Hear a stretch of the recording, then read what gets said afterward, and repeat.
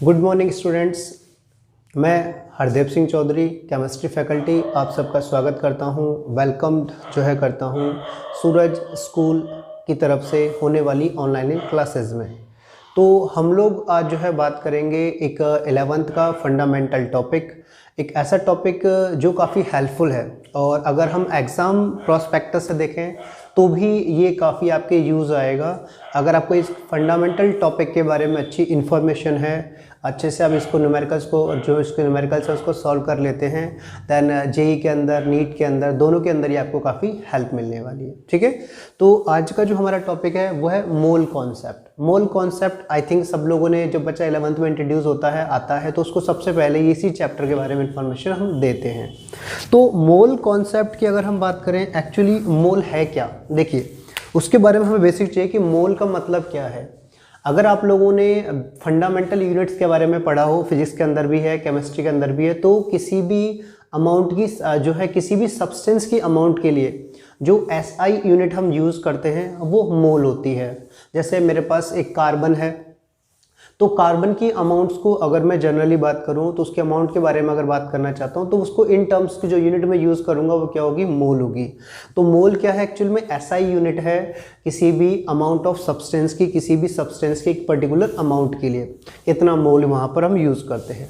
तो मोल के बारे में ही हम बात करेंगे, बट मोल को यूज़ करने से पहले हम लोग यहाँ पर बात करेंगे एक और फंडामेंटल जो छोटे छोटे पार्ट्स हैं जिनकी अगर आपको इजीली अगर वो टॉपिक्स आते हैं तो आप वो मोल को इजीली और अच्छे तरीके से समझ पाएंगे। ठीक है, जैसे कि हम बात करते हैं, देखिए आप लोगों ने एक चीज़ तो पढ़ी होगी, एटम। सब लोग पढ़ते हैं एटम के बारे में। एटम क्या है, किसी भी सब्सटेंस का सबसे फंडामेंटल, सबसे स्मॉलेस्ट पार्टिकल कह सकते हो जो रिएक्शन के अंदर पार्टिसिपेट करता है। ठीक है, और अगर हम ये भी कह सकते हैं कि फ्रीली ये एग्जिस्टेंस नहीं करता, ये केवल इन द रिएक्शंस में ही आपको मिलेगा। तो ये सबसे स्मॉलेस्ट आप कह सकते हो उसका पार्टिकल है किसी भी सब्सटेंस का जो रिएक्शंस में पार्टिसिपेट करता है और फ्रीली एग्जिस्ट नहीं करता। ओके, तो ये तो हम लोगों ने जनरली पढ़ा ही है। आज हम बात करेंगे यहाँ पर एटॉमिक मास के बारे में।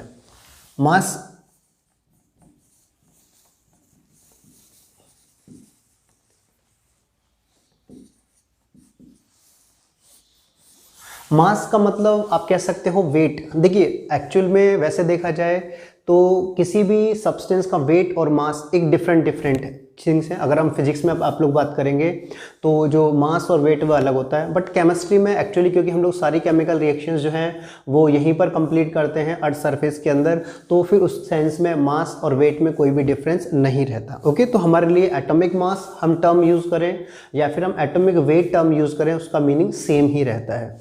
तो एटॉमिक मास का मतलब क्या है, आप अगर बात करें तो हम कह सकते हैं मास ऑफ एन एटम। किसी भी एक एटम का जो मास होता है वो उसका क्या हो जाता है, एटॉमिक मास। बस उसे हम कहते हैं एक्चुअल एटॉमिक मास। कि जैसे हमने कोई भी एक सब्सटेंस लिया, एक एटम हमने ले लिया हाइड्रोजन, ठीक है, अब हम उसकी मास मेजर करना चाहते हैं इन ग्राम्स, तो उसका एक्चुअली वो एटॉमिक मास है। बट हम actually atomic mass easily practically या एक्सपेरिमेंट में यूज़ नहीं कर पाते। क्यों? क्योंकि ये काफ़ी स्मॉल वो इसका जो काफ़ी स्मॉल पार्टिकल है। अब आप बताइए, आपको एक पार्टिकल, एक कार्बन पार्टिकल का, एक हाइड्रोजन पार्टिकल का अगर आपको मास निकालना है तो वो तो काफ़ी छोटा पार्टिकल है, टाइनी पार्टिकल है। तो उस कंडीशन में आप किस तरीके से उसका एटॉमिक मास मेजर कर पाएंगे?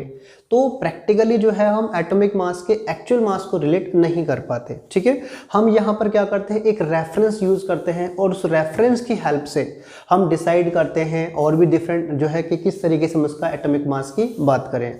तो एक्चुअली देखो, हम यहाँ पर एटॉमिक मास के लिए जो रेफरेंस यूज़ करते हैं वो क्या होता है, कार्बन 12। आप बोलोगे सर क्या सडनली हमने वो कार्बन 12 को यूज़ कर लिया? नहीं, ऐसा नहीं है। कार्बन 12 से पहले बहुत सारे रेफरेंस हमने यूज़ करे, लेकिन उनके अंदर कुछ ना कुछ क्या थी, लिमिटेशंस थी उनकी। फिर हमने कार्बन 12 को यूज़ किया और ये उन सब की कंपेरेटिवली क्या है, थोड़ा बेटर है। अब ये नहीं कह सकते, हम ये तो नहीं कहेंगे कि बेस्ट है, इसका कोई और ऑप्शन नहीं हो सकता है इन फ्यूचर इससे भी कोई बेस्ट बेटर रेफरेंस हम यूज़ करने लग जाएं, आपकी बुक्स में आने लग जाएगा। बट करंटली अभी इस टाइम पे अगर हम बात करें तो हमारे लिए कार्बन क्या है, एक अच्छा रेफरेंस है जिसको हम यूज़ कर सकते हैं। तो देखते हैं, इसको डिफाइन करते हैं कि एक्चुअली एटॉमिक मास होता क्या है। ठीक है, तो which represent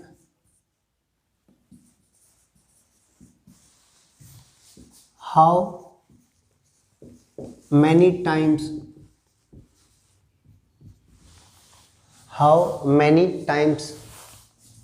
of an atom is heavier than 1/12 a part of carbon 12 atom. तो ये जो हमारे पास एटॉमिक मास है एक्चुअल में है क्या, एक नंबर है जो हमको क्या डिफाइन करता है कि ये डिपेंड करता है कि how many times of an atom is heavier. ये जो एक एटम जो हम यहाँ पर यूज कर रहे हैं वो कितने टाइम्स हैवियर है, how many times of an atom is heavier than, किसके कंपेरिजन बात कर रहे हैं, कार्बन 12 के 1/12 पार्ट से, कि जो भी हमारे पास कार्बन 12 आइसोटोप है या कार्बन 12 का जो एटम है उसके 1/12 पार्ट से ये कितने टाइम्स हैवी है। ओके, इसको हम क्या बोलते हैं, एटॉमिक मास। अब आप बोलोगे सर एटॉमिक मास को हम सॉल्व कैसे कैलकुलेट करते हैं, तो देखिए एटॉमिक मास को हमारे पास जो है वो कैलकुलेट करने का मेथड है, बट बेसिक यही चीज़ है। आप जो है एक बेसिक फंडामेंटल यूनिट को पढ़ रहे हैं तो उसको आप किसी से कैलकुलेट नहीं कर पाएंगे, वो आपको क्या करनी पड़ेगी, याद रखनी पड़ेगी। जैसे हम इन सब के एटॉमिक मासेस को ध्यान रखते हैं। ठीक है, याद रखने का तरीका क्या है हमारे पास, जनरली हम कहते हैं कि एटॉमिक मास क्या होते हैं, एटॉमिक नंबर के 2 टाइम्स। जो भी किसी एटम का एटॉमिक नंबर है उस एटॉमिक नंबर का ट्वाइस क्या होगा, उसका मास नंबर होगा या एटॉमिक मास होगा। ओके, ये याद रखिएगा। तो यहाँ पर हम बात कर रहे हैं कार्बन 12 के रेस्पेक्ट में। कुछ एक्सेप्शन है, आपको याद क्या रखना है, सिर्फ एक्सेप्शन को। जैसे हाइड्रोजन के केस में हाइड्रोजन का एटॉमिक नंबर 1 और एटॉमिक नंबर अगर हम बात करें उसका एटॉमिक मास भी 1, तो ट्वाइस तो नहीं है। इसी तरह हम बात करते हैं यहाँ पर लिथियम के केस में, लिथियम का एटॉमिक नंबर 3, लिथियम का मास नंबर या उसकी बात करें एटॉमिक मास 7, तो उस केस में क्या है, ट्वाइस नहीं है, या तो मोर देन ट्वाइस मिलेगा, मोस्टली आपको जो मिलता है मोर देन ट्वाइस ही मिलेगा, और ये डिफरेंस इंक्रीज होता ही आपको जाएगा। इसी तरह फ्लोरीन के केस में बात करते हैं एटॉमिक नंबर 9 और मास नंबर कितना मिलता है इसका, अगर हम बात करें तो 19। तो चीज़ें चेंज होती जा रही है। फास्फोरस के लिए 31, सल्फर के लिए 32, सोडियम के लिए 23, क्लोरीन के लिए 35.5। तो ये जो एटॉमिक मासेस के डाटा हैं वो आपको क्या रखने पड़ेंगे, मेमोराइज करने पड़ेंगे, याद रखने पड़ेंगे। ओके, एटलीस्ट आपको 36 एटॉमिक नंबर जो है उस तक के एटॉमिक नंबर और एटॉमिक मास करंटली जो है आपको याद रखने हैं। ओके, चलिए, तो ये तो थी हमारे पास एटॉमिक मास की डिफाइन कि हम किसको किस तरीके से डिफाइन करते हैं। उसके बाद हम बात करते हैं यहां पर एवरेज एटॉमिक मास की, या इसी को नॉर्मली लिख देते हैं एवरेज मास। क्या बोल देते हैं इसको, एवरेज मास। ठीक है, छोटी छोटी टर्मिनोलॉजी है, आपको काफ़ी हेल्पफुल रहेगी, और जहाँ पर जरूरत पड़ेगी उसको प्रॉपर तरीके से एनालिसिस भी करेंगे। तो एवरेज एटॉमिक मास से क्या मतलब है, और हम एवरेज एटॉमिक मास को यूज़ क्यों कर रहे हैं, क्या रिक्वायरमेंट है कि हम एवरेज एटॉमिक मास को जो है वो यूज़ कर रहे हैं। तो देखिए, एवरेज एटॉमिक मास की रिक्वायरमेंट इसलिए पड़ती है, आपने एक चीज़ पढ़ी होगी आइसोटोप्स। जैसे हमने कह दिया हाइड्रोजन के सेंस में, हाइड्रोजन के 3 आइसोटोप्स आपको मिलते हैं, प्रोटियम, ड्यूटेरियम, ट्रिटियम। इनके एटॉमिक नंबर 1 1 1, बट इनके जो मास नंबर हैं या जो इनके एटॉमिक मास हैं वो क्या है, डिफरेंट, 1 2 3। तो जब आप हाइड्रोजन की बात करोगे तो उस केस में हाइड्रोजन एटम एलिमेंट तो तीनों ये हाइड्रोजन ही हैं, उसके डिफरेंट डिफरेंट आइसोटोप्स हैं। तो फिर उस केस में आप उसका एटॉमिक मास क्या मानोगे, इसके अकॉर्डिंग, इसके अकॉर्डिंग या इसके अकॉर्डिंग, तो ये तो कन्फ्यूजन क्रिएट हो गया। इस चीज से बचने, इसीलिए मैंने कहा उसे हम क्या बोलते हैं, जो एटॉमिक मास है वो एक्चुअली पर्टिकुलर आइसोटोप्स के लिए है, इंडिविजुअल आइसोटोप्स के लिए। कार्बन 12 से रेस्पेक्ट हमने करा, लेकिन अगर नॉर्मली आप लोग देखते हो तो टेबल के अंदर आपको क्या मिलता है, मोस्टली आपको मिलेगा वहाँ पर जो है डेसिमल नंबर्स। जैसे हम हाइड्रोजन की बात करते हैं 1.008, तो 1 तो नहीं है। तो इसका मतलब हमारे पास जितनी भी आइसोटोप्स अवेलेबल हैं नेचर में, नेचर के अंदर किसी भी एलिमेंट के जितने भी आइसोटोप्स अवेलेबल होते हैं उन सब का हम क्या निकालते हैं, एवरेज एटॉमिक मास निकालते हैं। और फिर एवरेज एटॉमिक मास की हेल्प से हम क्या निकालते हैं, उसका एवरेज एटॉमिक जो है, उस एवरेज एटॉमिक मास की हेल्प से हम उसका एक्यूरेट जो है क्वेश्चंस को यूज़ कर पाएंगे। बट याद रखिएगा, हम किसी भी क्वेश्चन के अंदर जो अब आप न्यूमेरिकल्स करोगे तो एक्यूरेट जो है वो एवरेज एटॉमिक मास को यूज़ नहीं करते। ठीक है, आपको कैलकुलेट करना हो आप कैलकुलेट कर सकते हैं, कोई डाउट नहीं है, बट हम नॉर्मली यूज़ क्या करते हैं उसका एटॉमिक मास या mass number. Okay, mass number किसके बेस पे, जो मैक्सिमम अबंडेंस में एलिमेंट है, जैसे कार्बन 12, कार्बन 13 भी होता है, कार्बन 14 भी होता है, पर कार्बन 12 मैक्सिमम अबंडेंस में मिलने वाला जो है वो जो एटम है। तो हम कार्बन का एटॉमिक जो मास नंबर या एटॉमिक मास यूज़ करेंगे वो कितना यूज़ करेंगे, 12। हाइड्रोजन का नॉर्मली ये सबसे ज़्यादा अबंडेंस में मिलने वाला है तो हम कितना यूज़ करते हैं, 1। But it's not a average atomic mass, ये तो उसका रियल है। ठीक है, प्रोटियम के लिए ये तो क्या हो गया, इसका रियल हो गया। तो ड्यू टू आइसोटोप्स हमें जो है इनके एवरेज एटॉमिक मासेस की रिक्वायरमेंट पड़ती है। ओके, न्यूमेरिकल पर्पस से। जब आप देखोगे पीरियोडिक टेबल में, अगर आप लोगों के पास कभी पीरियोडिक टेबल पे एक नजर व्यू देखा हो तो आपको लगेगा कि यहाँ तो सर हर चीज़ जितने भी आपके एलिमेंट्स हैं उन सबके मास जो है एटॉमिक मास है वो डेसिमल से हमें है। वो इसी वजह से, क्योंकि एक्चुअली में क्या होता है, एवरेज एटॉमिक मास होता है। ठीक है, अब एवरेज एटॉमिक मास को कैलकुलेट कैसे करते हैं, देखिए हम एवरेज एटॉमिक मास को कैलकुलेट करने के हमारे पास दो तरीके हैं। एक तो हम यहाँ पर बात करते हैं जब हमें परसेंटेज अबंडेंस गिवन हो, किसी भी एलिमेंट की जो अबंडेंस है नेचर में वो इन परसेंटेज के फॉर्मेट में हमें गिवन हो। दूसरा उसमें जो है वो फ्रैक्शन वैल्यूज जो है उस फॉर्मेट में हमारे पास हो, तो उसके अकॉर्डिंग हम क्या निकालते हैं यहाँ पर, एवरेज मास। इसको एवरेज एटॉमिक मास भी कह सकते हो, एवरेज मास भी कह सकते हो।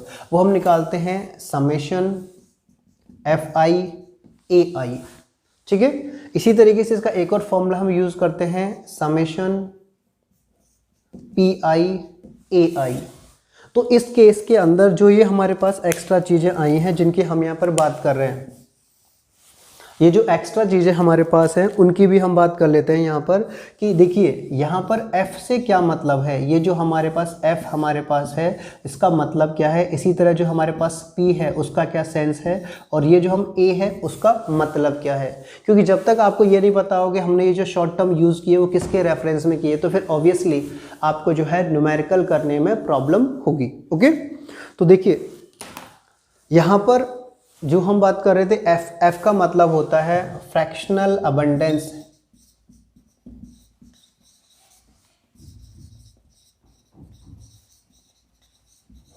जो भी आप एलिमेंट यूज कर रहे हो उसकी फ्रैक्शनल अबंडेंस कितनी है। अगर हम हाइड्रोजन के केस में बात कर रहे हैं देन प्रोटियम की अबंडेंस जो है वो कितनी है, फ्रैक्शनल अबंडेंस। फ्रैक्शनल अबंडेंस का मतलब है डेसिमल्स में। ओवरऑल अगर हम 1 मान के चलते हैं तो 1 में से उसका कितना पोर्शन जो है वो प्रोटियम कवर करता है। टोटल हाइड्रोजन का अगर हम 1 मान लें तो उसका परसेंट जो है फ्रैक्शन वैल्यूज़ है 0.1, 0.2, 0.9 या 0.99, वो सारी चीज़ें हैं। और परसेंटेज की जब हम बात करते हैं तो हम 100 के रेस्पेक्ट में यहाँ पर देखते हैं। ठीक है,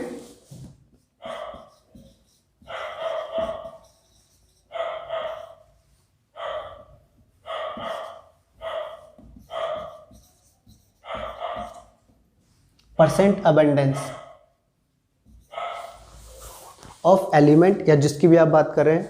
और ए का मतलब होता है यहाँ पर एटॉमिक मास।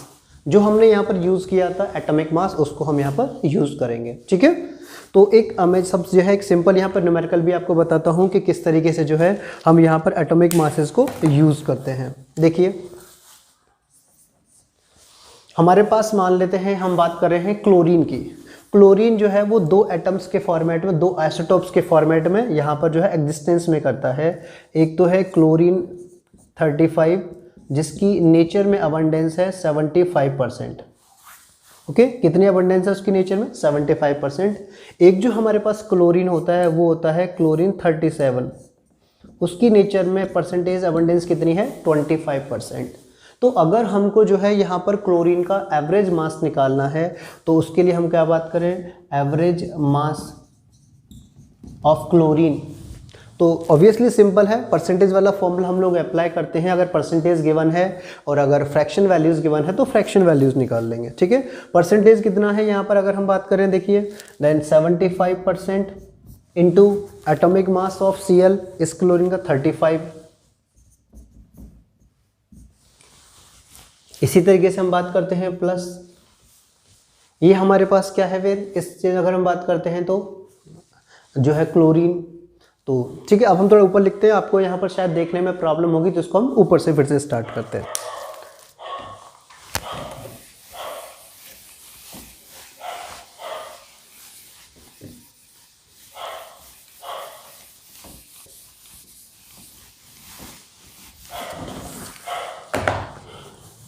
तो हम लोग बात कर रहे थे एवरेज मास ऑफ क्लोरीन की। ठीक है, जो क्वेश्चन हमारे पास था,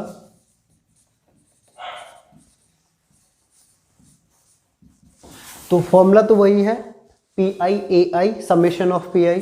तो परसेंटेज ऑफ फर्स्ट आइसोटोप्स की बात करते हैं 75 इंटू इसका जो एटॉमिक वेट है वो कितना है 35, प्लस सेकंड जो इसका आइसोटोप है उसकी जो है परसेंटेज कितनी जो है वो 25%, और उसका जो अगर हम मास एटॉमिक मास की बात करें वो कितना है 37 divide by 100।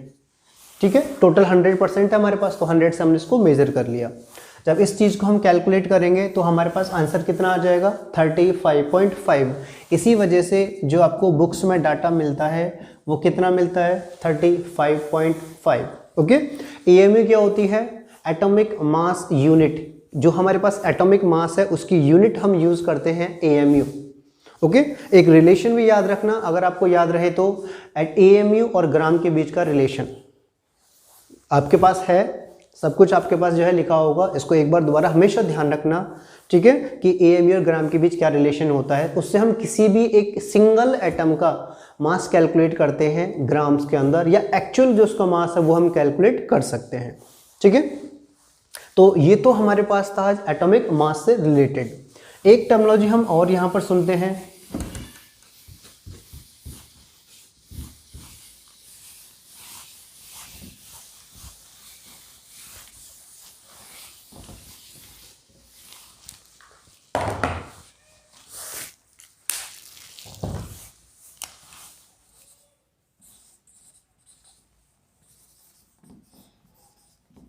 Gram atomic mass, short में बोलते हैं GAM।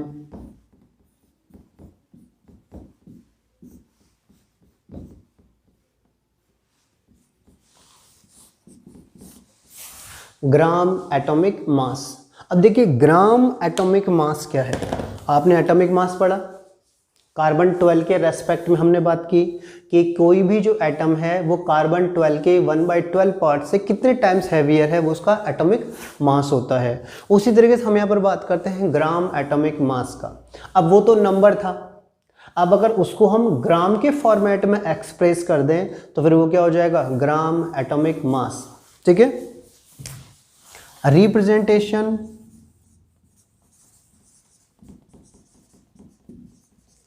of atomic mass in grams। ठीक है, representation of atomic mass in grams called gram atomic mass GAM। अब आप बोलोगे क्या सर दोनों में एक ही डिफरेंस है, देखिए दोबारा देखते हैं। हमारे पास हम मान लेते हैं हमारे पास हाइड्रोजन है, ठीक है, और हाइड्रोजन के लिए हमने लिया 1 AMU। तो आपने तो बोला कि अगर मैं इसको जो है ये तो इसका क्या हो गया, अगर हम बात करें तो एटॉमिक मास, अगर मैं हाइड्रोजन को लिख दूं 1 ग्राम तो वो इसका एटॉमिक मास हो जाएगा। बिल्कुल सिमिलर है, सही है, एकदम सही आपने पहचाना। अगर हम किसी भी एलिमेंट के एटॉमिक मास को ग्राम में एक्सप्रेस कर देते हैं तो वो क्या हो जाता है उसका ग्राम एटॉमिक मास। लेकिन क्या दोनों इक्वल हैं, बात ये है, क्या दोनों के दोनों जो है वो डाटा इक्वल हैं, क्या हम इसको जो है इक्वल कर सकते हैं या नहीं कर सकते, बात ये है। तो देखिए इक्वल तो दोनों नहीं हैं, ये कुछ इसी तरीके की यूनिट है कि आप जो है अपने किसी 1 किलोग्राम को, आपके पास मान लो मैंने कोई जो है कोई भी खाने पीने की जो चीज़ आपको पसंद है वो मैंने कहा कि आप जो है ना उसको 1 ग्राम ले लो। आपने बोला नहीं सर ग्राम में अच्छा नहीं लग रहा, आप एक काम करो कम से कम जो है ना इसको 1 किलोग्राम में दे दो। तो क्या दोनों सेम है? बिल्कुल दोनों सेम नहीं है, ये आप लोग भी जानते हैं और मैं भी जानता हूँ। इसी तरीके से 1 AMU इक्वल टू 1 ग्राम नहीं होता। इसका मतलब एटॉमिक मास की यूनिट आपने चेंज कर दी है, नो डाउट आपने यूनिट चेंज कर दी और आपके पास ग्राम एटॉमिक मास आ गया, लेकिन आप ये नहीं कह सकते कि ये एटॉमिक मास के इक्वल है। तो इसको हम एक और तरीके से क्या करते हैं, डिफाइन करते हैं। ठीक है,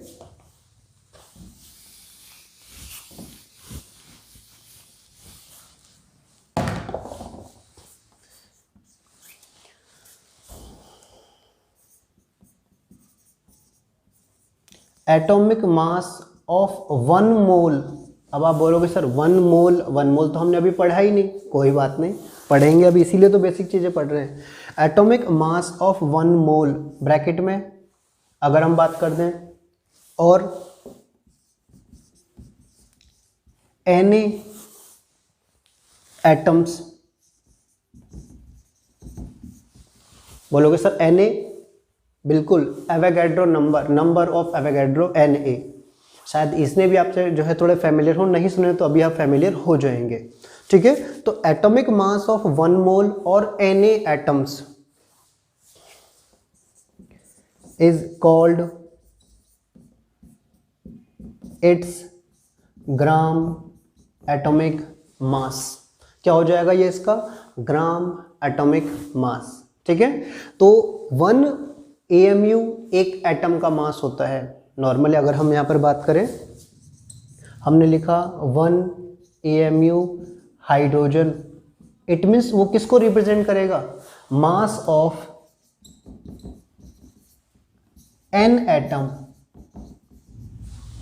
ओके, लेकिन अगर हमने यहाँ पे लिखा 1 ग्राम हाइड्रोजन, इट मीन्स वो कुछ और ही आपको रिप्रेजेंट कर रहा है। अब आप वहाँ पर जो है इस टर्म को यूज़ नहीं कर सकते। क्या आपको दिख रहा है नीचे?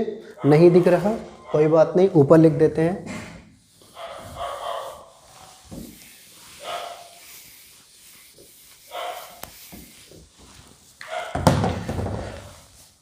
One gram hydrogen, it means mass of 1 mole hydrogen, 1 mole hydrogen atom. I hope आपको दोनों चीज़ें जो है वो क्लियर हुई होंगी।